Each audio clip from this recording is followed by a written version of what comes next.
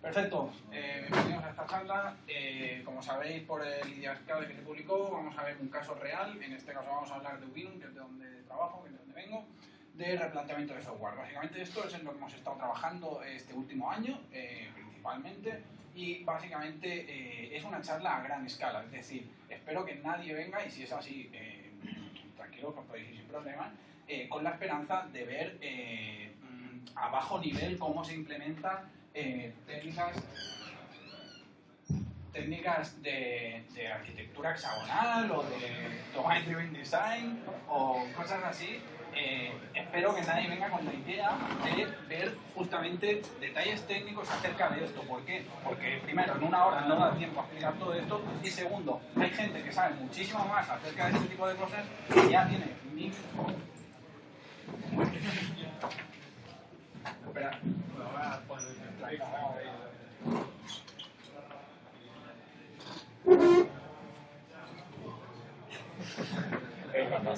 el momento que yo la clase.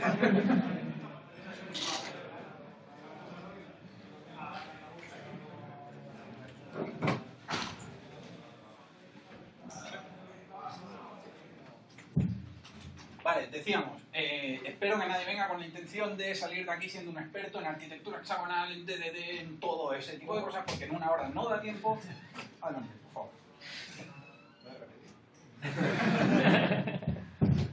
Como decíamos, nadie venga con la esperanza de salir de aquí siendo un experto en todos los tipos de tecnologías que vamos a ver o técnicas, sino que esto básicamente es más contar desde mi punto de vista cómo hemos vivido en Ubinum todo este proceso de transformación, cómo lo hemos articulado y seguramente de dotar de herramientas de, oye, pues esto no nos ha funcionado, esto no lo intentéis, no tiréis por aquí, o esto nos ha funcionado muy bien. Entonces, primero dejar claras las pretensiones de esta charla, y si alguien no está con las expectativas a ese nivel, pues sin problema puede abandonar y aprovechar para ver otras charlas interesantes. Entonces, lo primero, he renombrado la charla, el contenido es el mismo, pero el nombre no me molaba, era demasiado largo, y le he llamado First Aid. First Aid de primeros auxilios, y tú dirás, First así un poco chungalí porque lo habéis hecho en PHP, entonces empiezas con lo de First Aid, la tontería esa. No, es porque viene de aquí, del señor Zoidberg. Entonces, y está aislado con el tema del doctor, es decir, no tenemos un proyecto, tenemos un paciente que se está muriendo y que hay que revivirlo, hay que replantear el diseño. Entonces aquí nos vamos a ayudar de este tipo de cositas tontas para hacerle un poco más ameno y que no nos tomamos todos, que son las 3. Entonces, ahora ya sí, empezamos. Bienvenidos, soy Javier Ferrer, Javier Can en Twitter, desarrollador en Ubinum, y Gañán en Codely TV. Os recomiendo vídeos sobre Solid y demás, ahí lo tenéis. Entonces, agenda. ¿Cuál sería la agenda normal de este tipo de charlas? Primero, contexto, 5 slides, lo prometo, de cuál es el proyecto y tal, para ver el contexto en el que nos movemos, tanto económico como de equipo, etc. 2, objetivos que se marcan al inicio de todo este proceso de cambio, de transformación. 3, problemas que han surgido, que tiene el proyecto en su estado inicial. 4, plan de acción para resolver esos problemas y llegar a cumplir esos objetivos. Y 5, conclusiones que os podéis llevar para casa todos fácilmente. Pero esto no mola, es lo típico, problem solving, problema, solución. ¿Qué mola más? Mola más, hablar de exploración del paciente, objetivos del paciente, síntomas, tratamiento y diagnóstico final. Entonces, ahora ya sí, tenemos la gracia hecha, podemos empezar. Primero, exploración del paciente. Ubinum. Ubinum es una web y es un marketplace, es decir, es un e-commerce y básicamente tiene una complejidad en el sentido de que no podría solucionarse con algo tipo Magento, puesto que, pues bueno, tiene todo el tema de integración de catálogos y bastante más miga que una web de e-commerce tradicional o normal o simple. Entonces, ese es el proyecto en el que nos movemos y básicamente lo primero que tenemos que ser conscientes es que el paciente está vivo. Es decir, muchas veces cuando nos enfocamos en esto del software craftsmanship y tal, es tan emocionante que nos invade tanto esa sensación de decir, guau, esto, lo otro, tal. Sí. Pero es que el proyecto a día de hoy está tirando y básicamente tiene 151 millones de visitas. Alguien dirá, joder, Javi, pues tampoco tanto, no te vengas aquí a vanagloriar de eso, que no es para tanto. Bueno, el caso es que es rentable y está tirando para adelante. Entonces, eso es lo primero que tenemos que tener en cuenta porque eso es la restricción de no podemos bajarnos de ese carro. Es decir, podemos transformar lo que queramos por debajo, pero eso debe seguir funcionando y debe seguir rindiendo a este nivel de rendimiento. Entonces, básicamente, la web está en 14 países y la oficina en Barcelona, 5 años en activo el proyecto y un equipo de 6 desarrolladores, punto. Nada de, pues, a este no le ha molado el replanteamiento del diseño, pues lo movemos a otro equipo. No, no podemos hacerlo. El equipo que tenemos son 6 personas y tenemos que apostar por esas 6 personas a muerte. Y tenemos que involucrarlas y tenemos que hacer que se sientan bien en el proceso. Entonces, en total, 22 trabajadores y entre las 3 rondas de inversión lleva 2 milloncitos de euros. Entonces, ese es el contexto, no tenemos más recursos que esos y con esos tenemos que jugar. Y con eso queremos hacer algo que nos sintamos orgullosos. Entonces, objetivos del paciente. ¿Qué se plantea en un inicio de todo esto? Pues bien, primero, aumentar la tolerancia a cambios. ¿Qué quiere decir esto? Pues quiere decir, un ejemplo práctico y real, lo tenemos cuando tuvimos que hacer la API para la aplicación nativa, para la aplicación móvil. La API supuso hacer unas guarrerías de las que no quiero abrir esos archivos mucho para poder dormir por las noches. ¿Por qué? Porque no estaba preparada para la arquitectura que teníamos, acoplado a todo. Entonces, queremos evitar ese tipo de situaciones. Nos va a pasar en el futuro y queremos una API que pueda reutilizar los casos de uso sin hacer herencias locas y tal. Entonces, primer objetivo, cambiabilidad. Básicamente, rescato una cita de Edward Berard, caminar en el agua y desarrollar software sobre especificaciones está bien si ambas están congeladas. Pero, como las especificaciones cambian, desarrollar software es difícil. Entonces, básicamente, resumen, las especificaciones cambian, por eso queremos ese objetivo. Y voy un paso más allá, las especificaciones las cambiamos. ¿Qué quiere decir esto? Quiere decir que si nos viene alguien y nos dice, oye, vamos a hacer el buscador que tenga esta funcionalidad, debemos ser capaces, debemos tener tan poca reticencia al cambio de proponerle nosotros un cambio de especificaciones y decirle, no, te lo puedo hacer de esta otra manera porque mi sistema está permitido, está preparado para ese tipo de cambios. Entonces debemos ser capaces de ser proactivos en ese proceso de decisión de funcionalidades. Segundo, permitir una correcta implementación de test, es decir, somos creyentes del TDD, básicamente es indiscutible, no voy a entrar en detalle en este tipo de contextos, así que ese es otro de los objetivos que queremos pasar y queremos hacerlo, es importantísimo el matiz de una correcta implementación de test, porque cualquiera de vosotros podría venir y decirme, oye Javi, cualquier sistema es testeable, tú puedes testear cualquier sistema, sí, pero ya te aseguro yo que lo que teníamos es difícilmente testeable. Entonces, queremos plantear una nueva estructura, una nueva arquitectura que permita una correcta implementación de test. Entonces, esto se basa en test unitarios. Poder hacer correctamente test unitarios desacoplados de otros componentes, etc. Ya todos lo sabemos. Y no incurrir en el concepto de cono de helado, el antipatrón de testing que ya todos conocemos. Entonces, tercer objetivo, evitar muerte por deuda técnica. Básicamente, no reducir la velocidad de desarrollo conforme aumentan las funcionalidades de nuestro sistema. Esto está muy bien resumido por Phil Doper. Todo esto tenéis los enlaces al final de las diapos para que podáis profundizar. Si en algún concepto, oye, que esto se me escapa, pues tenéis 1000 enlaces. Entonces, básicamente, deuda técnica, visión del cliente, el grifo funciona, visión del desarrollador, por dentro las tuberías están hechas una mierda y de aquí a 2 meses me va a petar y me va a inundar la casa, pero tú eso no lo ves. Entonces, en resumen, esto sería la deuda técnica y también se podría resumir en este gráfico que nos representa la complejidad total de un sistema en base a 2 factores. La complejidad esencial, que es básicamente el problema con el que estoy tratando, es decir, si tengo que añadir un producto al carrito y que esto suponga añadir un descuento, pues la complejidad es calcular cuál es el threshold para aplicar ese descuento. Ya está. La complejidad accidental, todo aquello, la mierda que te encuentras cuando abres los archivos y dices, mierda, para aplicar ese cambio que era tan fácil, tengo que liar aquí un follón de 3 pares de narices. Eso es la complejidad accidental. Entonces, no queremos seguir subiendo esto de manera, exponencial no, pero sí considerable. Y por último, y no menos importante, sentir motivación por cómo hacemos lo que hacemos. Es decir, venimos a este tipo de sesiones y hablamos de TDD, hablamos de buenas prácticas, de Solid, de esto, del otro, y luego llegamos a un proyecto en el que no lo podemos aplicar por la velocidad del desarrollo, por esto, por lo otro. No, tío. O sea, yo quiero sentirme a gusto con lo que hago. No va más allá del movimiento de software craftsmanship del que todos aquí pues somos conocedores. Con lo cual, estos son los objetivos.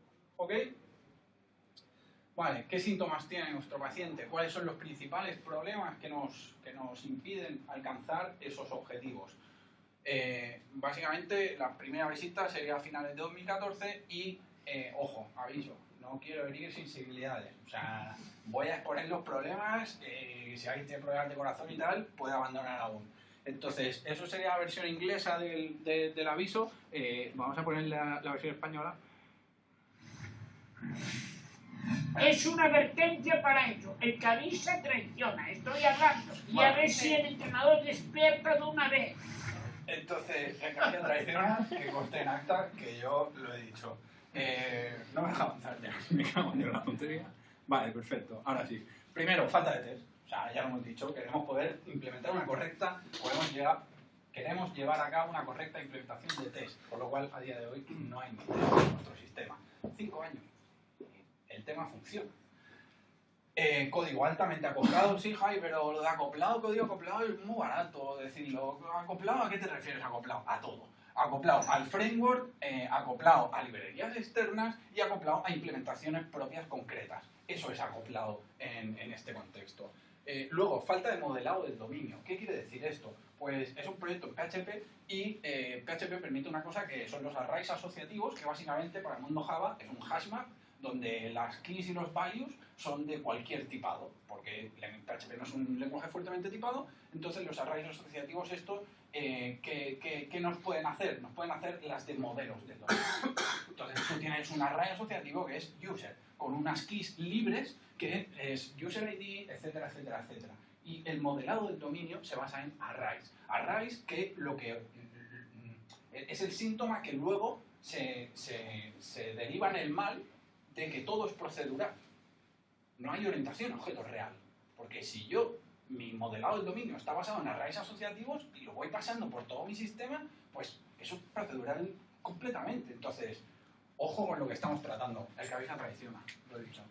Modelos obesos. ¿Qué quiere decir esto? Pues los modelos, entre comillas, que se entienden en esta aplicación son la capa de interacción con la base de datos, ¿sí? Entonces, esta capa de interacción con la base de datos que hace las queries SQL y devuelve estos arrays, punto, básicamente tenemos el user model, que ahí tenemos pues todos los tipos de consultas que podemos esperar al respecto de usuarios. Luego, controladores obesos. Pero esto no era Fat Model Skinny Controller o Fat Controller Skinny Model, esto no era así. No, obeso, todo. Entonces, los controladores también. Un controlador de usuarios que gestiona la pestaña de productos recomendados, la pestaña de productos resaltados, todo lo controla ese controlador. Y, obviamente, esto deriva en código de difícil lectura. Entonces, estos son los principales síntomas, ¿ok?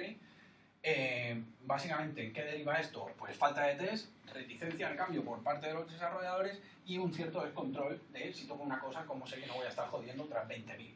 Y básicamente el alto acoplamiento deriva en la poca cambiabilidad de la que hablábamos al inicio con cosas como lo de la API móvil, etc. Entonces, básicamente el diagnóstico es bochornoso. Os dejo el vídeo, el que quiera que lo reproduzca en su casa. Vamos un poco más de tiempo, como podéis ver por mi voz.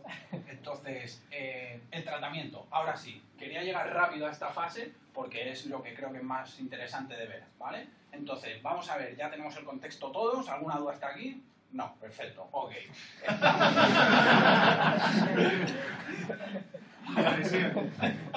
Un segundo. Perdón. Vale, tratamiento. Tratamiento por etapas. Esto es súper interesante y cojo de la charla de aquel señor porque, respetando las distancias entre mi humildad y la grandeza de aquel señor, hemos seguido un paradigma muy similar. Es decir, no podemos llegar a una arquitectura, o sea, no podemos plantarle al equipo, oye, vamos a hacer arquitectura hexagonal, y DDD, y TDD, y BDD. Sí. No. Primero tenemos que sentar unas bases sobre las que se sustentan todo ese tipo de técnicas. ¿Y esas bases cuáles son? lo he denominado diseño a bajo nivel. El buen hombre hablaba de microdiseño, Sandro creo que también lo ha citado. Entonces, básicamente son aquellas técnicas Solid y demás que ahora veremos. Luego, ahora sí, habiendo sentado esta etapa, hablaremos de diseño a alto nivel, que básicamente sería aquello de arquitectura hexagonal, DDD, etc. Ahora sí podemos entrar a ese tipo de cosas. Y por último, procesos. Es decir, es súper importante. ¿Por qué? Porque aquí estamos introduciendo una complejidad brutal. Es decir, a alguien que para hacer una modificación en el sistema simplemente modificaba un controlador y eso tiraba, estamos diciendo que ahora va a tener que hacer un test, que colaboradores, que esto, que lo otro, que rico es, que esto... ¡Wow! Entonces, ese proceso pasa a ser mucho más complejo desde que recibe la petición de una nueva funcionalidad o un cambio hasta que el usuario recibe el valor. Entonces, tenemos que acortar ese tiempo lo máximo posible. ¿Y cómo se acorta ese tiempo? Con procesos de continuous integration, etcétera, etcétera, etcétera. Y eso sí, siempre, siempre y siempre con una capa de transferencia de conocimiento transversal completamente a toda esta etapa. Es decir, se van a ir introduciendo esta serie de conceptos a la vez que se van a ir formando en ellos, ¿vale? Estamos hablando de un plan de formación. Punto. Entonces, primera etapa, decíamos, diseño a bajo nivel. Lo pongo entre comillas porque no sé cómo agrupar este tipo de cosas y no voy a entrar en detalle en cada una de ellas, como ya hemos dicho al principio. Básicamente, ¿en qué se resumen? Orientación a objetos. Lo primero que tenemos que tener claro es la orientación a objetos. Atributos de clase, visibilidad, herencia, etcétera, etcétera, etcétera. Para luego tomarnos la licencia de hacer florituras sobre esas bases. Clean Code, Code Smells, Refactoring, Principios Solid, Object Calisthenics, Composition over Inheritance. Y esto es súper importante. Ese punto de inflexión hay que marcarlo. ¿Por qué? Porque si vienes de aquí, crees en la herencia a muerte. Y crees en la herencia y con ello vas a todo. Tienes un martillo que es el de la herencia y te da igual el clavo que te pongan delante que vas con ese martillo. Entonces, esto es súper importante. Entonces, Composition over Inheritance, Tell don't ask, ley de Demeter, don't repeat yourself, you're gonna need it, etcétera, etcétera, etcétera. Todos conocemos ya este tipo de bases del software. Entonces, esta es la primera etapa que hay que sentar para luego, posteriormente, poder saltar a una capa de más alto nivel. Cuando hablamos de Clean Code, están cosas como el tema del naming, os dejo la slide, ya la veréis, es graciosa. Están cosas como el tema del refactoring. Entonces, están cosas como el tema del refactoring. Esto es un ejemplo de un pequeño fragmento de un código, digamos, de antes de pasar por un posible proceso de refactoring, en el cual veis aquí cómo se ataca a estos arrays asociativos y se hace un pragmatch por una expresión regular que supuestamente hace algo del HTTP, pero no sé muy bien leerla así rápido y tengo aquí 3 anidaciones fácilmente. ¡Wow! Entonces, básicamente, después, pues, cláusulas de guarda, naming, extract method, introduce explanatory variable, todo ese tipo de herramientas son las que nos da el diseño a bajo nivel o todo esto de clean code, refactoring, code smells, etcétera, etcétera, etcétera. Sigue habiendo por aquí una llamada un método estadio, una clase librería, ok, no me matéis, pero era un ejemplo fácil que me daría. Y ahora sí, por fin, llega el doctor en modo Dios y nos plantea el diseño a alto nivel en forma de Domain Driven Design. Esto quiero que de entrada ya quede meridianamente claro. Nos hemos centrado en la parte táctica del Domain Driven Design. Es decir, nos hemos centrado básicamente, nos hemos ayudado del Domain Driven Design como una etiqueta para que nos agrupe aquellas cosas que realmente nos interesan, como son los agregados, como son los value objects, como son el repositorio, etcétera, etcétera, etcétera. Pero no hemos llegado a entrar a la parte estratégica, too much por el momento. De momento queríamos asegurar que técnicamente somos capaces de implementar todo ese tipo de cosas y cuando estemos nosotros a nivel técnico preparados, oye, ok, empresa, estamos preparados. ¿Queremos hacer una transformación a nivel empresa con la parte estratégica del DDD? Sí, pues hablamos, ¿sí? Entonces, lo que decíamos, ¿qué concepto el primero y más importante, en mi modesta opinión, que nos trae el Domain Driven Design? Arquitectura hexagonal. O sea, básicamente, para el que no lo conozca, ya digo, hay enlaces y demás, y si no hay gente hablando de esto mucho mejor de lo que lo puedo hacer yo, pero básicamente se resume en el tema de ports and adapters, que básicamente es lo que hablamos. Todo esto, todo este tipo de cosas se basan en principios ya más de bajo nivel, como la inversión de dependencias, el Dependency Inversion Principle de Solid. Es decir, dame aquí un puerto que será la interface y yo te meto un adaptador que será la implementación concreta a ese puerto. No me pidas que te envíe el enviador de emails por SendGrid, sino pídeme que te envíe en el type hinting, en tu contrato, el enviador de emails. Y es el resolver, el dependency injector container, el encargado de saber qué implementación concreta te tiene que meter ahí. Separación en capas, básicamente promueve la cambiabilidad, que esto es el primero de los objetivos que nos marcábamos, y gracias a esto, gracias a la arquitectura hexagonal, vamos detrás de ese objetivo. Y reglas de dependencia de fuera hacia adentro, que básicamente promueve un bajo acoplamiento de nuestro dominio con todo lo que sea infraestructura, aplicación, framework, etc. Entonces, takeaways, cuando veáis fondo amarillo, son las 5 cosas interesantes que si yo tuviera que meterme a día de hoy en todo este tinglao, es donde primero iría a mirar, ¿vale? Entonces, básicamente, artículo de Hexagonal Architecture por Fideloper, brutal en la charla y demás. Hexagonal Architecture with PHP, de Buenos Pinos, que es un artículo de una revista que es de pago, pero el repo lo tiene público y lo podéis ver aquí con el ejemplo paso a paso. Para empezar a ver el rollo está bien, porque es un ejemplo muy acotado y está bastante bien. Luego, artículo de los tipos de application de los tipos de servicios, y aquí una de las cosas que más problemas nos dio es cómo estructuramos todo esto en carpeta. Que dice Javi, de verdad, nada, me estás hablando de lo que me estás hablando y me dices que una de las cosas que más dilemas te supuso era cómo metías eso en carpeta. Pues sí, horas y horas hablando de esto. O sea, ¿por qué Infrastructure Repository en MySQL y no Infrastructure MySQL y dentro Repository? ¿Por qué no Infrastructure Repository Users y dentro MySQL?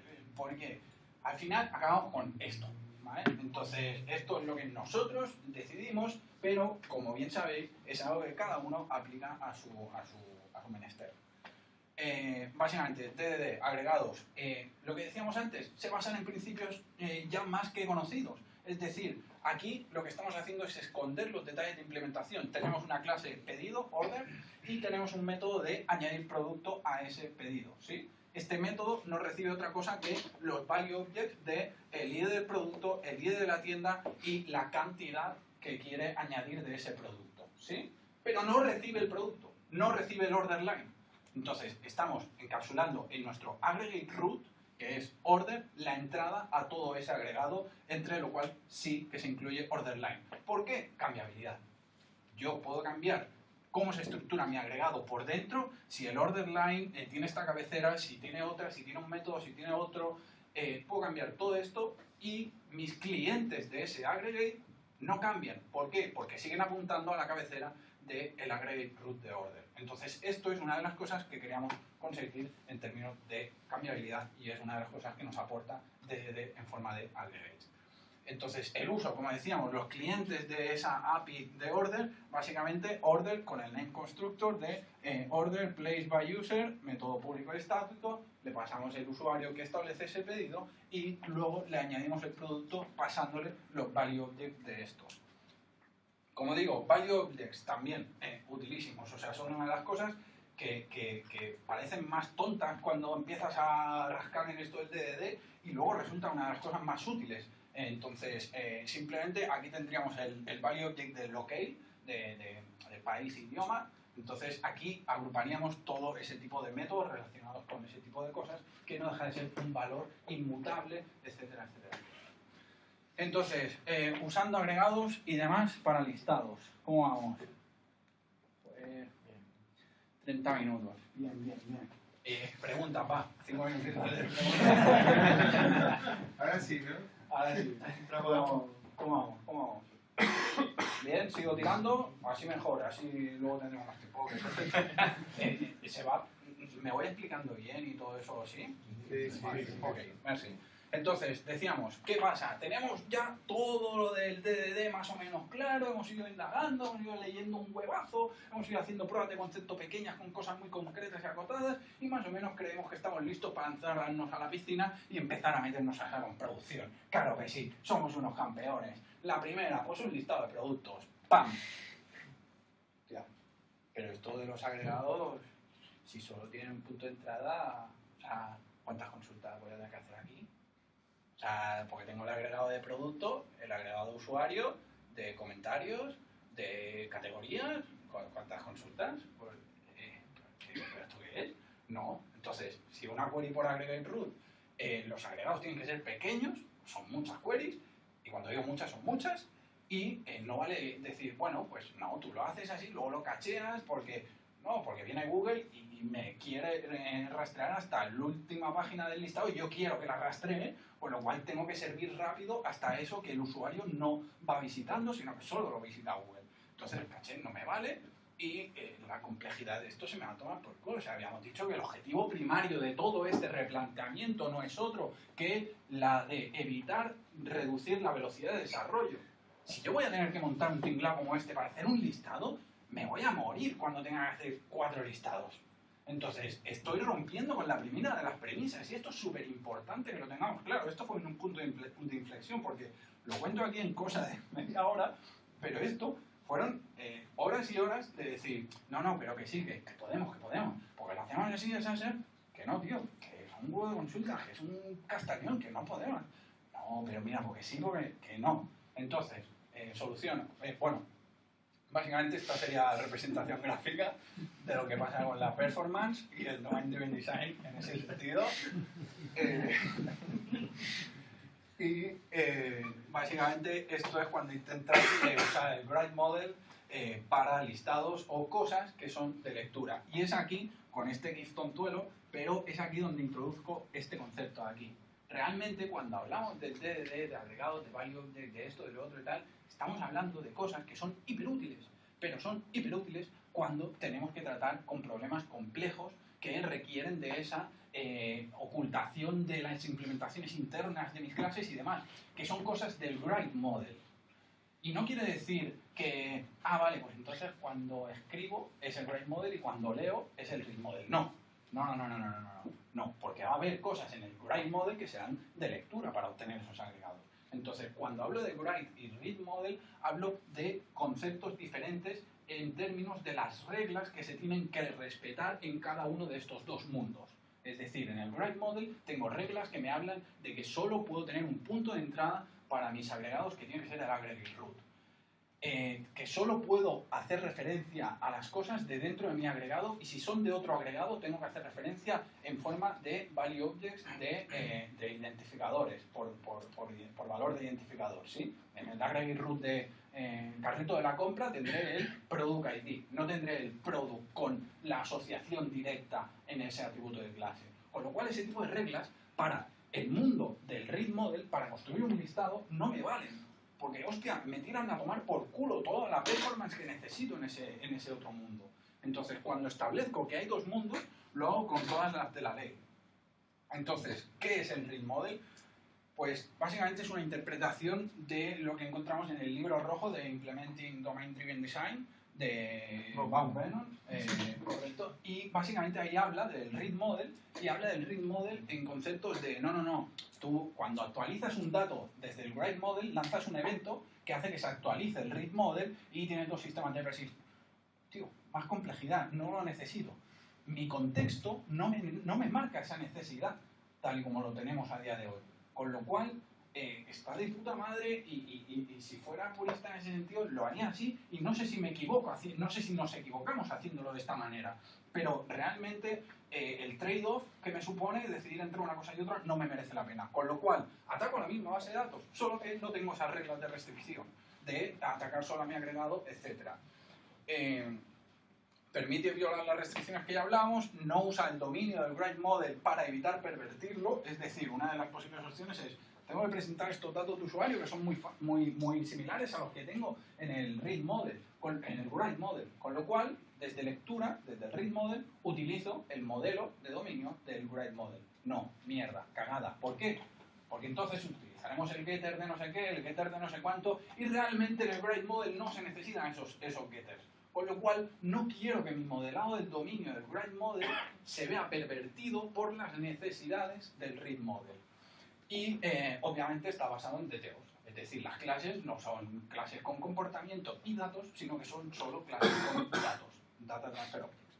Ok, entonces, ¿cómo nos queda nuestra estructura de carpetas? Básicamente como lo que veis aquí. Es decir, Application Domain Infrastructure, y aquí tenemos el mundito del read model, donde se replica esta misma jerarquía, porque realmente hay las mismas tipologías de elementos, solo que donde hablamos de read model, domain model, estamos hablando de que aquí va a haber un DTO, ¿sí? Los modelos de vistas son DTOs. Entonces, takeaways, validation in DDD, básicamente la validación es uno de los puntos donde más hemos discutido y más tiempo hemos invertido. ¿Cómo coño lo hacemos? O sea, no, el modelo tiene que mantener un estado consistente siempre, tiene que ser válido el modelo de dominio. No puedes hacer un email si es incorrecto, no puedes... Vale, de puta madre, oye, cómo mola esto, el modelo de dominio siempre correcto, me aseguro que siempre sea válido. Hostia, ¿y cuando te lo mete el usuario qué, tío? Porque ahí le tengo que dar todos los errores, no le puedo dar una excepción de, oye, que la contraseña no tiene X, y luego cuando me la meta esa X, oye, que la contraseña no tiene Y. No, no puedo hacer eso en base a las excepciones que me vaya lanzando el dominio. Resumen, TLDR, duplicación. Oh, ¿nadie se ha muerto? Vale, perfecto. Duplicación de lógica de validación. La lógica de validación está duplicada tanto a la hora de los formularios, en la capa, digamos, de application, y está duplicada porque también se ejecutan esas validaciones en la capa de dominio. Es decir, cuando yo tengo el value object de user ID, hago las validaciones, o de email, hago las validaciones para asegurar que mi dominio sea consistente. Entonces, eso es una de las mayores putadas, con perdón, que nos hemos encontrado, y si alguien tiene una manera mejor de solucionarlo, que me pille luego y me lo cuente. Read Model as a Tactical Pattern, también interesante, y básicamente aquí llegamos a un punto que me voy a saltar porque entra muy en detalle en implementación, pero creía interesante por sacar algo que sí que es una solución propia que hemos llegado nosotros y que pueda aportarnos algo. La dejamos para luego, si tenemos tiempo, vuelvo aquí y la enseño, lo prometo, si no tenéis las slides con todo el código, ¿vale? Básicamente es un componente para, en el Read Model, poder componer, hacer composiciones de DTOs. Es decir, siempre reutilizar el mismo DTO y el mismo repositorio para sacar, por ejemplo, el path de categorías de un producto.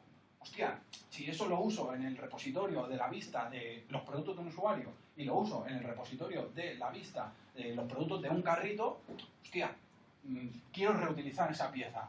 Oh, Javi, pero es que entonces tienes DTOs que a veces van a tener unos valores en unos atributos de clase y a veces no, porque no lo habrás compuesto en eso, y encima tienes DTOs que no son inmutables porque tienen un setter ahí. Sí, trade-off, lo hemos asumido.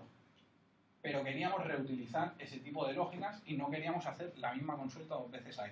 Entonces, para reutilizar eso, y ya digo, la premisa de todo este cambio es aumentar la velocidad de desarrollo. No podemos añadir una complejidad brutal a nuestro sistema porque es que así vamos a hacer las cosas mejor.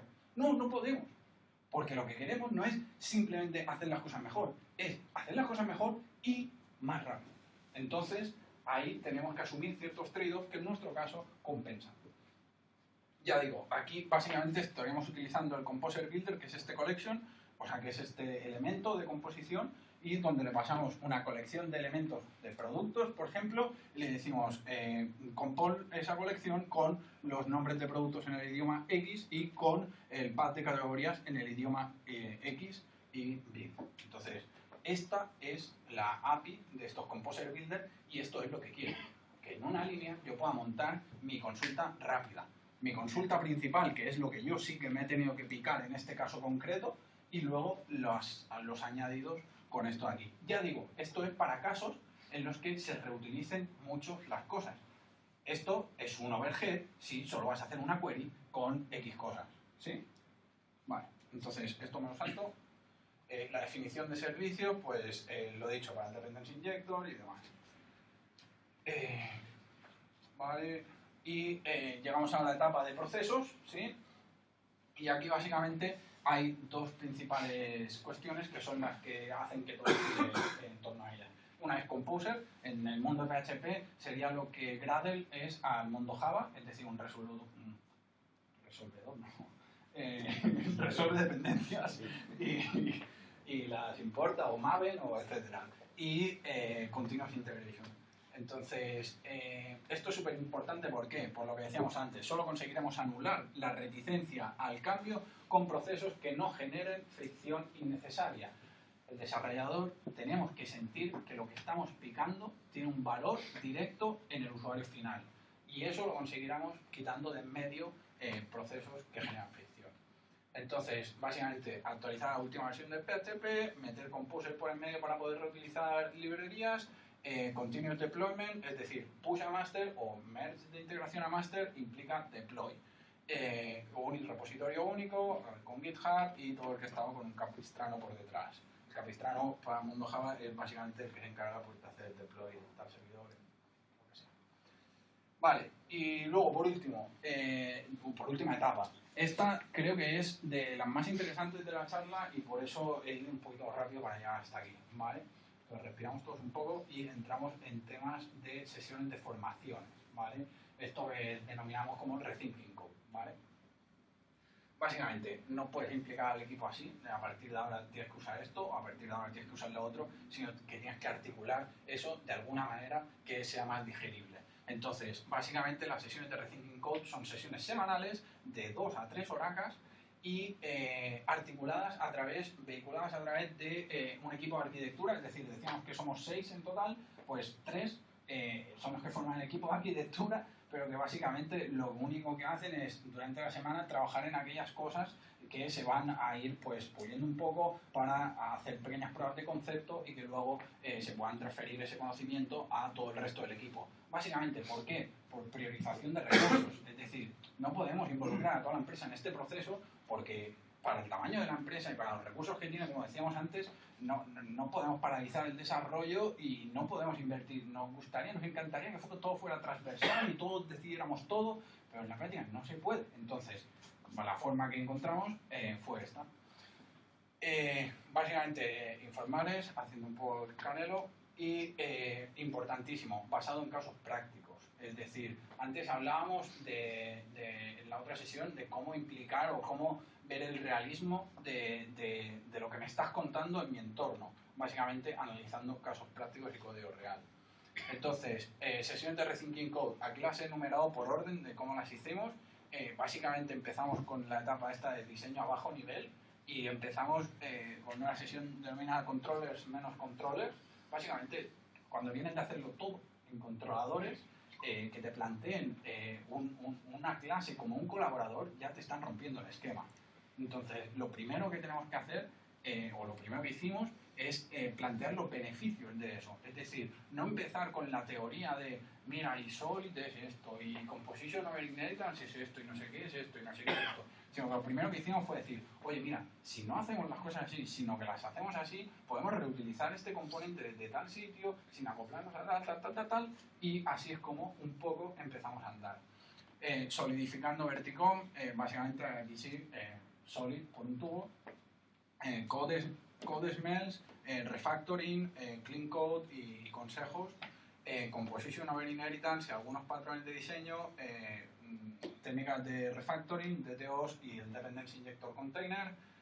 Y importantísimo, esto es hablar de Solid en un entorno legacy. Es decir, tú estás ahí hipermotivado, Solid, mira cómo mola esto, mira cómo... Y te miran así como diciendo, pero si tú supieras la mierda que tengo en el controlador ese, o sea, ¿cómo voy a hacer algo con eso? No, me parece de puta madre, de verdad, te veo súper entusiasmado y súper ilusionado, pero no me cuela. Entonces, para romper eso, lo que te tienes que armar es de estos señores de aquí que se llaman refactoring y code smells. Es decir, tenemos que enlazar esos dos mundos del Solid, la calidad de programación entendida como lo entendemos y el código como lo tenemos. Y eso se hace a base de cosas objetivas como los code smells que llevadas a un nivel de abstracción como lo que nos dotan los refactorings, son las herramientas de las que se puede dotar alguien para llevar el estado del código a una nueva fase, a un estado mejor, ¿vale? Entonces, básicamente es esto aquí que hablamos, es decir, instrucciones para dibujar un caballo, dos redondas, las patijas, la cabeza, la cola y luego unos detalles y ya tienes el caballo. Pues esto es lo que ve alguien cuando le hablas de Solid y del mundo ideal, ¿vale? de decir, sí, sí, muy bonito todo, pero, tío, me ha saltado algún paso y no me he dado cuenta y me ha jugado el tilero. Entonces, básicamente, takeaways, enlaces de Solid, de CodeSmells y Refactoring, refactoring.guru. La descubrí hace no mucho y me parece brutal. Te guía paso a paso en varios lenguajes de programación, en cada uno de los refactorings y los ilustra con código. Es brutal esa web. Design Pattern, Source Making, Screencast de Solid, una peña, está empezando, no hace mucho. Bueno, okay, no puedo, ¿no? Vale, Codely.tv, fina. Ejemplos de código propio, es decir, esto es lo más importante, lo que hablábamos, involucrar y motivación con código propio real y aquí, por ejemplo, en esta de aquí, de Refactoring y Clean Codes, cuando se acaba la teoría, la última slide es, muy bien, y para la sesión que viene, sois vosotros los que durante esta semana en lo que trabajéis vais a coger algo, una porción por pequeña que sea de código y vais a ser los que, con la ayuda nuestra o lo que sea, pero la vais a ir trabajando para mejorar y luego nos la vais a explicar a todos. Entonces, así es como hemos intentado involucrar a todo el equipo y que sientan el proyecto y la transformación como propia, porque lo es. Luego, diseño a alto nivel, básicamente teoría de Hexagonal Architecture, workshop de Hexagonal Architecture, aquí montamos una instancia, un proyecto de Playground que básicamente reproducía el dominio con el que trabajábamos pero a menor escala, es decir, el pedido pues no tenía múltiples tiendas, sino que tenía una cosas recortadas para poder ser más manejable pero que fueran del mismo contexto para que se entendiera como tal. Ya entramos en los building blocks, empezando por value objects, teoría y workshop, entities y aggregates, teoría y workshop, y al respecto de esto, los takeaways serían básicamente este artículo que habla de los dos lados del DDD, del estratégico y del táctico, como comentábamos antes. Un repo de Symfony de la gente de Akamon, de Eloy y de Sergi, brutal, se lo curraron para el máster de la Salle de programación web y lo tienen público y podéis acceder todos y en serio, o sea, se lo curraron muchísimo. Os dejo el enlace, ya digo, en las slides y podéis ver ejemplos de cómo llevar a la práctica o cómo entienden ellos el tema de y demás. El libro de buenos vinos, el libro de Bob Bannon y ejercicios con contexto propio, lo que ya comentábamos. Entonces, seguimos con las de alto nivel. Esto es súper difícil de entender, la separación en capas. ¿Por qué? Porque en el equipo de arquitectura, claro, tú llevas ya unas semanas trabajando con esto, haciendo pruebas de concepto, viendo que no te cuadra, que te cuadra, cómo lo adaptas a tu problema real, lo planteas y ves, hostia, tío, es que a veces meten infraestructura, en dominio, cosas que son una aplicación o tal. Claro, joder, o sea, para ti es obvio, para ti es elemental, porque llevas trabajando un huevo de horas y sin querer has leído un montón y para ti parece elemental, pero no lo es. Entonces, esto es algo crucial a transmitir y a darle la importancia que tiene. El tema de la separación en capas, el acoplamiento entre ellas y demás. Esto hay que trabajarlo no a nivel teórico, a nivel práctico. Vale, vamos a hacer tal ejercicio y ahí es cuando te das cuenta de mierda, esto no se ha entendido bien o ole, este va bien, vamos a seguir. Entonces, pair programming, lo que sea. Use Read Model, Stay Legendary y lo otro ya tal. Básicamente es aquí cuando introducimos el concepto del Read Model, del Read Model Component Builder, etc. Luego un workshop de todo esto y importantísimo aquí para cerrar la etapa de replanteamiento de diseño, pedidos conjuntos. ¿Esto qué fue? Esto fue una práctica donde básicamente se planteaba un ejercicio real de ahora va a tener que ser posible el hacer un pedido conjunto entre varios usuarios y tal, pero lo vamos a hacer en Manager para no tener en cuenta toda la complejidad que se debería tener en producción con usuarios reales, pero va a ser algo viable. Entonces, se desgrana ese gran ejercicio de pedidos conjuntos en pequeños elementos de, vale, pues la operación de listar las posibles tiendas candidatas de ese pedido, el Read Model. La operación de elegir qué tienda quieres crear ese pedido conjunto y crearlo, Grind Model. Entonces, lo vas desgranando en pequeñas tareas y en cada uno de los conceptos que representan esas tareas y que llevan a interiorizar cada uno de esos conceptos. Y entonces se reparten entre el equipo para que cada uno le toque una distribución normal de esos conceptos. Es decir, que me toque un Read Model, que me toque un Grind Model, que me toque algo de eventos o lo que fuere, ¿vale? Y aquí es donde realmente salen todas las dudas que no han salido en todas las historias anteriores. Es decir, esto es lo que cierra el círculo y lo que hace que aflore todo lo que no ha aflorado antes, ¿vale? Event Driven Development, básicamente gestión de eventos, esto está por hacer pendiente. Y ya entramos en temas de testing, con unos primeros ejercicios de testing, estos facilitados por Eric aquí presente, entre el equipo de arquitectura. Luego ya se traslada al otro equipo, TDD with Legos, en una sesión que tenéis el enlace luego para poderla ver en vídeo, y luego ya configuración de PHP Unit, Asser, tipos de testing y más. Aquí la fotico de cuando nos pusimos con los Legos y los juegos de Rubik a jugar. Takeaways, el vídeo de la sesión que facilitó Eric, pues lo tenéis aquí disponible para que lo veáis, y si lo queréis llevar a cabo en vuestras empresas, pues os lo recomiendo 1000%, porque es una forma muy didáctica y muy suave de introducir todo este tema del 3D en equipos. Entonces, diagnóstico final. Bueno. Puntos de inflexión, es decir, si te tuvieras que quedar con algo de todo lo que habéis hecho, ¿con qué te quedarías, Javi? Personalmente. Primero, la articulación del equipo de arquitectura, es decir, necesitas unos motivados de la vida que tiren del carro y que se peleen a hostias con ese tipo de cosas.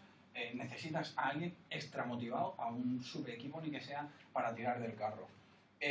Luego, el tema de Composer o Maven o lo que sea, parece una tontería, sí, pero bueno, no lo teníamos. Solid, Dependency Injector Container, 1000%. Arquitectura hexagonal, 5000%. ¿Por qué? Porque básicamente es lo que hablábamos al principio de todo, conseguimos lo que queremos, reutilizar los casos de uso, la lógica de nuestro dominio, desde otros endpoints. La API ya simplemente puede atacar a la Application Service, igual que la ataca el controlador web, y acabar haciendo la misma lógica desde otro punto de entrada o un script de consola. Eventos también, básicamente sin eventos es imposible asegurar el Single Responsibility Principle en términos de Application Service o operaciones o demás, con lo cual los eventos es un aspecto crucial de todo esto. Errores cometidos. Primero, la gestión inicial del equipo de arquitectura. ¿Por qué? Porque, claro, cuando tienes a alguien extra motivado, extra flipado con todo, pues entonces resulta que tira del carro y es el que va moviendo un poco las cosas y tal, y lo transmite al equipo de arquitectura, pero de caras afuera se ve que es esa persona la que más o menos pues da respuestas a los problemas que se van dando. Entonces, ¿qué pasa? Que eso origina un cuello de botella. Entonces, inicialmente no prestamos suficiente atención al tema de no, o sea, no, el equipo de arquitectura no está aislado trabajando solo en esto. No, es más, esto es anecdótico en cuanto al porcentaje de carga de trabajo diaria. Con lo cual, tiene un huevo de tareas a hacer que no puede dejar de hacer por dar ayuda y tal. ¡Wow, tío! Imposible descentralizarlo y hacerle un cuello de botella. Entonces, esto luego ya sí que aprendimos a dar un poco más de transversalidad a los conocimientos que teníamos, poner checkpoint de esto es lo que vamos a transmitir, esto es lo que vamos a explicar, esto es cómo lo vamos a explicar, esto es cómo lo entendemos todo, vale, salimos ahí fuera. Entonces, así tienes más puntos de apoyo con respecto, o sea, el resto del equipo tiene más puntos de apoyo y no se genera esa sobrecarga quizá que se podría generar de otra manera. Luego, intentar encajar el Grade Model en cosas de Read Model, o sea, no hay vía, en nuestro caso al menos no encontramos, no puedes jugar con agregados para montar un listado así. Subestimar el impacto de todo esto, o sea seguro que es brutal, o sea, y el impacto me refiero tanto de carga de trabajo como de ralentizar al equipo de desarrollo por intentar adoptar todas estas medidas en un primer momento. Luego irán más rápido, luego la cambiabilidad será brutal, pero en un primer momento el choque, el romper todo el modelo conceptual de desarrollo que tiene una persona, eso es brutal y no lo supimos estimar bien. Y luego subestiman el concepto, el tema de Bounded Context. Es decir, bueno, Bounded Context sí, ya lo pillaremos. De momento vamos haciendo con el tema de agregados, de momento vamos haciendo con esto, de momento vamos haciendo con lo otro, y ya llegará el Bounded Context. Error total, lo considero a día de hoy, quizá me equivoco, pero creo que es algo que si vais a empezar con todo esto tenéis que atajar de primeras. Y luego, otra de las conclusiones, hay un dicho popular que dice, si tu aplicación no es compleja, no te lías con DDD. Tira por CRUD y no hay problema. Entonces, te lo dicen así a lo mejor y tú es como, hostia, ¿sabes? Porque te miras como así, si tu aplicación es sencilla, tira por CRUD, ¿sabes? No hace falta... Estoy de acuerdo, pero ojo, con pinzas. ¿Por qué? Porque realmente, te lo dicen así, ¿no? Que se esconden así rápido. Entonces, el planteamiento aquí es, ¿realmente existen las aplicaciones complejas como tal? En nuestro caso, después de todo este proceso, hay un momento que te das cuenta que, mierda, tío, que no. Que una aplicación compleja realmente tiene partes donde no tiene sentido aplicar DDD. O sea, nosotros, para hacer los background skins, que básicamente son para los anuncios estos que están en el background de la web así lateral y tal, pues hay una gestión para que el equipo de marketing pues pueda crearlo desde el backend, ¿no? Y desde tal fecha hasta tal fecha y en tal categoría solo y en tal condición, ¿no? Un formulario típico de dar de alta este background skin y ya está, y mostrarlo al usuario en frontend. Eso no tiene sentido en montar ahí un agregado y no sé qué, tal igual. Mi punto de vista, mi opinión, para mí eso es un CRUD de toda la vida. Y ya está, crear el background skin y tirar. Y esa parte está en una aplicación que es hipercompleja. Integración de catálogos, importación, exportación, traducciones, etcétera, etcétera, etcétera. Es hipercomplejo lo que hay aquí detrás. Pero hay partes que no tiene sentido añadir todo eso. ¿Por qué? Porque es un overhead que ralentiza el desarrollo. Y es así. Si yo tengo que hacer un scaffolding de CRUD, no voy a tardar lo mismo que si tengo que montar ahí clases a pelos de value object agregados, de no sé qué. No voy a tardar lo mismo. Entonces, el tema de, no, si tu aplicación no es compleja, yo personalmente lo cojo con pinzas. Vale, y luego, pasito a pasito, Driven Development, básicamente, pues eso, de poquito a poquito y con calma, de vamos a ir asimilándolo. Y esto enlaza con una de las cosas que ponían en la idea Scale del tema de por qué primero, wow, 3 minutos, de por qué primero todo este lío y luego testing. Si os habéis dado cuenta, el ciclo de las etapas ha sido así. Primero, diseño a bajo nivel, luego diseño a alto nivel, arquitectura, desarrollo, demás, luego procesos y luego, vale, ok, asentamos todo esto, TDD. ¿Por qué? Primero, sobrecarga, es decir, a alguien que le está rompiendo el paradigma de programación que tiene concebido durante mucho tiempo, el meterle TDD, el meterle Solid, el meterle todo eso, consideramos que podría suponer un descalabro en nuestro caso, un fracaso, llevar al fracaso de decir, no, tío, no me merece la pena todo esto, o sea, no veo el beneficio. Necesitamos eso, ir dando pasitos mediante los cuales viéramos el beneficio inmediato de ese paso. Entonces, meter todo eso de golpe se nos hacía un tanto duro y básicamente porque tampoco teníamos la experiencia necesaria, al menos en mi caso, para hablar de TDDs a ese nivel de transferir conocimiento y demás. Entonces, ahora ya, con la incorporación de Eric, pues voy a decir, pues hágame un poco la cosa. Entonces, ahora nos liamos con TDD y también por otra de las cosas que comentaba Sandro en la primera charla, de realmente el TDD lleva un buen diseño. Yo personalmente tampoco lo pienso que si no tienes skills de todo esto, no vas a poder hacer algo realmente desacoplado que permita unos tests buenos. Sí, no, pero si haces el test vas a ver que hay 1000 acoplamientos porque te va a ser súper difícil hacer el test. Sí, te doy toda la razón, pero si no sabes que eso está mal por debajo, porque está mal, ¿cómo te lo va a decir exactamente? O sea, a mí me lo dice porque yo lo sé, pero si no lo supiera, entonces me chirriaba mucho y ese fue el por qué lo hacemos. Quizás no tiene mucho fundamento por las caras que veo, pero básicamente esa es mi opinión. Básicamente, trabajo futuro, pues TDD, ya estamos en ello, DDD y por último ya, agradecimientos primero a Winum como tal, y a todos y cada uno de los del equipo técnico, son estos 6 señores de aquí, porque realmente os aseguro que sin voluntad de cambio y que sin positividad y sin ganas de remangarse no se hace algo así. Entonces, y realmente, si os habéis dado cuenta, son unas 20 sesiones lo que llamamos de Rethinking Code, 20 sesiones semanales de 2-3 horas, donde todo el equipo está con eso. O sea, es una inversión a nivel de recursos brutal para el tamaño que tenemos y creo que siempre es de agradecer ese tipo de cosas. Entonces, poca cosa más. Muchas gracias y ahí están los créditos de las imágenes y tal, y contacto pues en Twitter, en el email, y si me queréis ver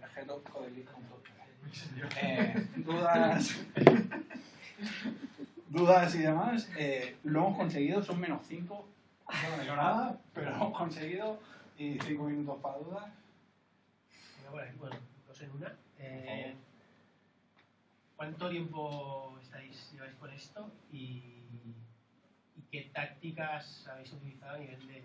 Entiendo que no parasteis de hacer effect features y empezáis al refactoring, sino cómo habéis encarado este proceso dentro de vuestra empresa. Vale, primero, el tiempo que dediquemos, básicamente, ya te digo, o sea, que te va documentando y tal, así por libre, siempre, ok, vale, pero el punto de vamos a meterle caña a esto en la empresa es a principios de este año o finales del anterior, y el tema de, coño, pensaba que era lo que puta madre. Vale, perdón. Entonces decíamos, eso a nivel de tiempo eso, y a nivel de cómo lo hemos articulado en ese sentido, efectivamente, no hemos parado de sacar funcionalidades, y las funcionalidades salían con la metodología, digamos, tradicional, hasta que el equipo, y eso ha sido hace 4 días, se ha sentido suficientemente confiado como para, vale, pues esta tarea que no toca grandes cosas como pedido, como producto, y que no tengo que plantearme ahora cómo hacer el agregado de producto, pues esta cosita que es nueva, que tal y cual, pues me sirve para entrenarme y va a ir a producción. Y voy a cometer errores y seguramente dentro de 2 meses no lo haré igual que lo haría ahora. Pero es como hemos articulado. O sea, habéis hecho formación y entonces cuando os habéis sentido seguros habéis hecho una nueva feature, la habéis hecho, no habéis hecho refactoring de lo antiguo, sino la nueva. Y sobre todo, como has visto, equipo pequeño, pues básicamente una para X persona que se alía con pair programming, code reviews, lo que sea, con una persona que esto más metida en el ajo.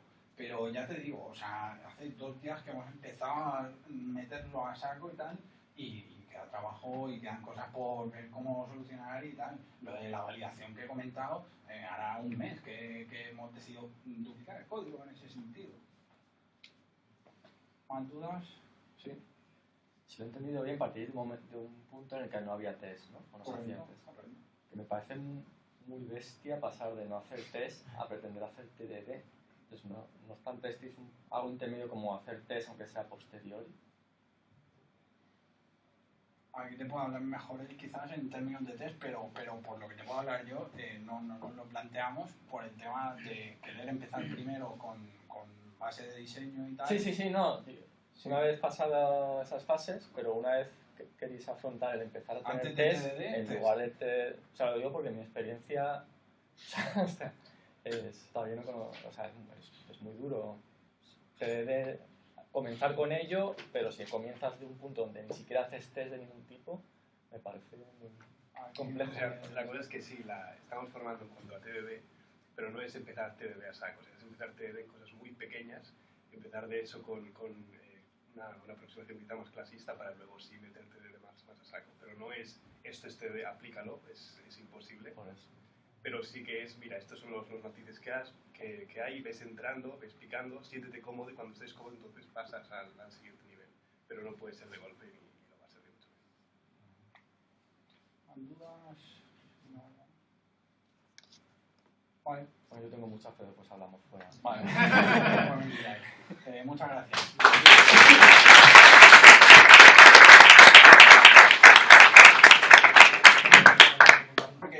Porque viene de aquí, del señor Zoidberg.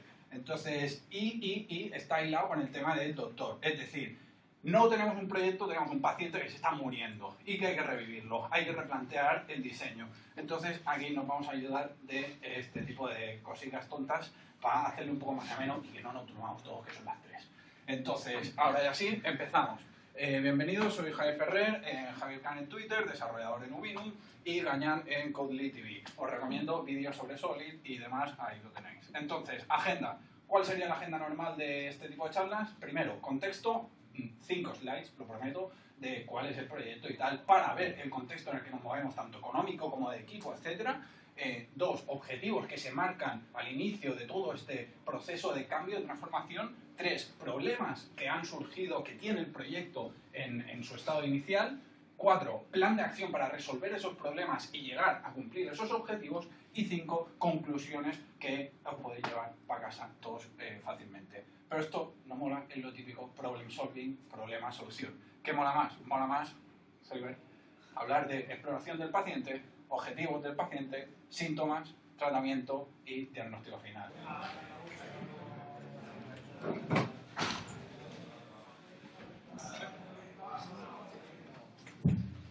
Vale, decíamos, espero que nadie venga con la intención de salir de aquí siendo un experto en arquitectura hexagonal, en DDD, en todo ese tipo de cosas, porque en una hora no da tiempo.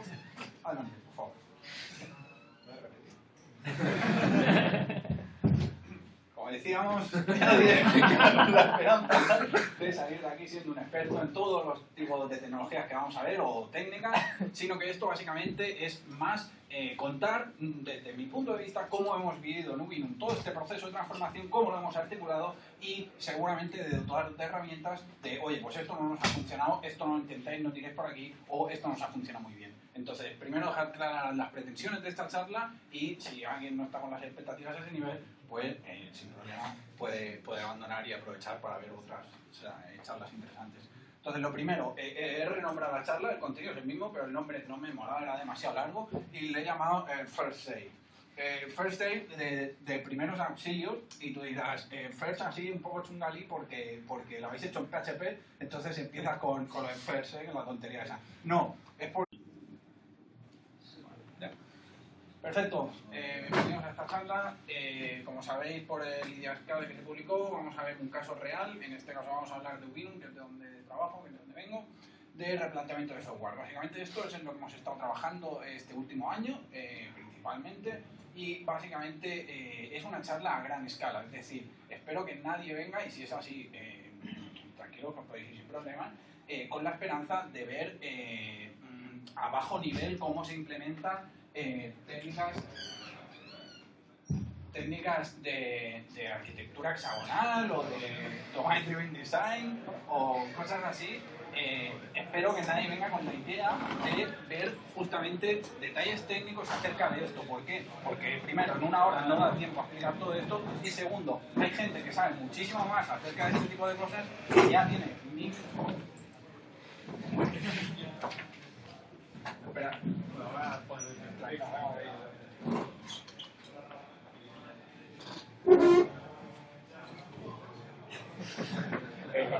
El momento que yo una oficina, 5 años en activo el proyecto y un equipo de 6 desarrolladores, punto. Nada de, pues, a este no le ha molado el replanteamiento del diseño, pues lo movemos a otro equipo. No, no podemos hacerlo. El equipo que tenemos son 6 personas y tenemos que apostar por esas 6 personas a muerte. Y tenemos que involucrarlas y tenemos que hacer que se sientan bien en el proceso. Entonces, en total, 22 trabajadores y entre las 3 rondas de inversión lleva 2 milloncitos de euros. Entonces, ese es el contexto, no tenemos más recursos que esos y con esos tenemos que jugar. Y con eso queremos hacer algo que nos sintamos orgullosos. Entonces, objetivos del paciente. ¿Qué se plantea en un inicio de todo esto? Pues bien, primero, aumentar la tolerancia a cambios. ¿Qué quiere decir esto? Pues quiere decir, un ejemplo práctico y real, lo tenemos cuando tuvimos que hacer la API para la aplicación nativa, para la aplicación móvil. La API supuso hacer unas guarrerías de las que no quiero abrir esos archivos mucho para poder dormir por las noches. ¿Por qué? Porque no estaba preparada para la arquitectura que teníamos, acoplado a todo. Entonces, queremos evitar ese tipo de situaciones. Nos va a pasar en el futuro y queremos una API que pueda reutilizar los casos de uso sin hacer herencias locas y tal. Entonces, primer objetivo, cambiabilidad. Entonces, ahora ya sí, tenemos la gracia hecha, podemos empezar. Primero, exploración del paciente.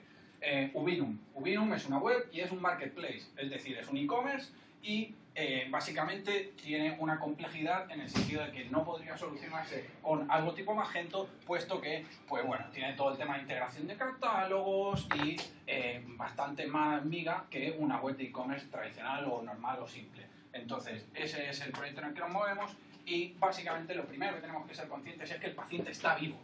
Es decir, muchas veces cuando nos enfocamos en esto, el software craftsmanship y tal, es tan emocionante que nos invade tanto esa sensación de decir, guau, de esto, lo otro, tal.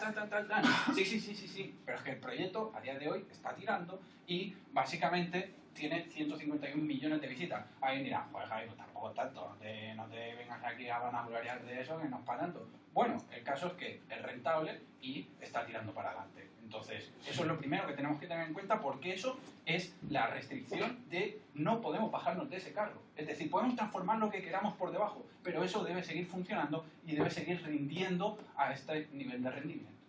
Entonces, básicamente, la web está en 14 países y la oficina en Barcelona.